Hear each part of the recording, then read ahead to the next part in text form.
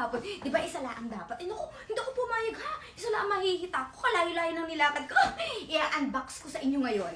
Miss Nidal to ha, 9599. Ito yung in-unbox ko kahapon. So itatry natin sa pa ako. Yan na yung system. Wait. Wait lang. Wait. Ito yung first. Nakita nyo na to kahapon. So ito siya. Ayan. Yan. O, diba? So, may BGC to. Ito naman yung isa, Nidal din yung tatak. Hindi ko lang paano i-pronounce yun eh. Sandals naman ito. Wait. Ito yung hindi nyo pa nakita kasi hinabol ko lang to. Nung pabalik na kami, pauwi na kami. Sabi ko, inang isa pa lang akin na ako din ba? So, ayan naman yung aking sweating. Ayan. Wait, susuot ko.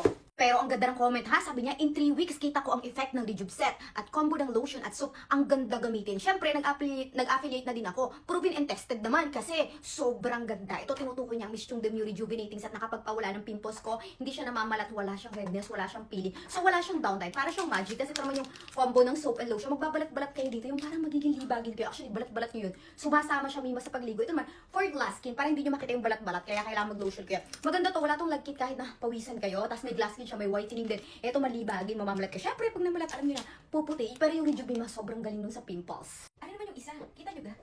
Ganyan siya. Kita nyo? Ayun o. Wait nga. Kita nyo? Ganyan. Oh. Kita nyo?